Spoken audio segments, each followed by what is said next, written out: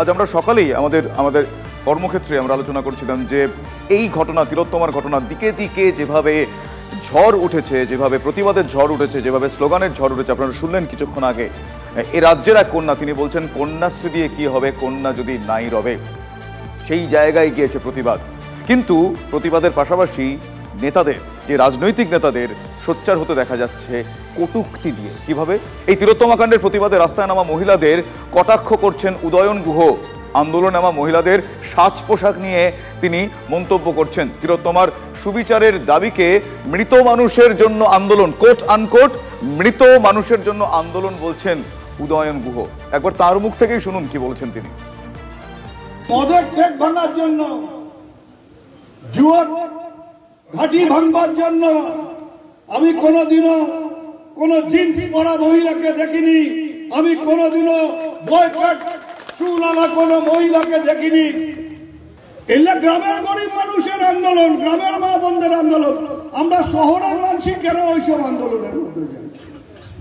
আমরা যে আন্দোলনের মধ্যে যাব সেটা টিভিতে দেখাবে, সেটা ইংরেজি কাগজের ছবি হবে। আমরা মরা মানুষকে নিয়ে আন্দোলন করব, কিন্তু জীবিত মানুষ যেন মরে না যায় সেটা নিয়ে আমরা আন্দোলন করব না, সেটা নিয়ে আমরা সমাজ গঠন করতে যাব। তিলোত্তমা ধর্ষণ খুনের বিচার চেয়ে প্রতিবাদের গর্জন উঠছে দিকে দিকে। সিঙ্গুর নন্দীগ্রাম আন্দোলনের সঙ্গে কি মিল খুঁজে পাচ্ছেন কামারহাটি তৃণমূল বিধায়ক? কেন বলছি? কারণ কি বললেন মদন মিত্র, শুনুন একবার।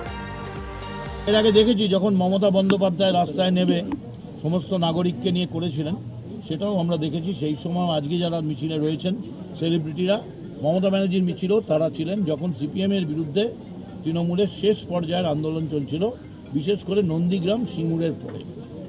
এই ধরনের আন্দোলন কখনোই হয় না, কদাচিত হয়, কারণ এর জন্য একটা ইস্যু দরকার হয়। এবং এই ইস্যুর সঙ্গে আমরা সম্পূর্ণ একমত। একটা মেয়েকে কেন মরতে হবে শুধুমাত্র সে মেয়ে বলে? তার উপর, এবং এটা একার কাজ নয়, আরও অনেকে রয়েছে, বার করুক সিবিআই। অন্যদিকে রাষ্ট্রপতির সঙ্গে দেখা করবেন রাজ্যপাল সিভি আনন্দ বোস। সূত্রের খবর, আরজিকর প্রসঙ্গে রাষ্ট্রপতির সঙ্গে সাক্ষাতে বাংলার রাজ্যপাল সেই বিষয়গুলো তুলবেন, এ রাজ্যের পরিস্থিতির কথা তিনি তুলবেন। আজ সিভি আনন্দ বোসের বৈঠকের সম্ভাবনা রয়েছে কেন্দ্রীয় স্বরাষ্ট্রমন্ত্রীর সঙ্গেও। তিলোত্তমা কাণ্ডে প্রতিবাদের ঝড় উঠেছে দিকে দিকে, প্রশ্নের মুখে পুলিশের ভূমিকা। আর এই পরিস্থিতিতে সাম্প্রতিক আইন শৃঙ্খলা পরিস্থিতি নিয়ে কেন্দ্রীয় স্বরাষ্ট্রমন্ত্রীকে বিস্তারিত রিপোর্ট দেবেন রাজ্যপাল। গতকাল রাতে তিনি দিল্লি পৌঁছেছেন।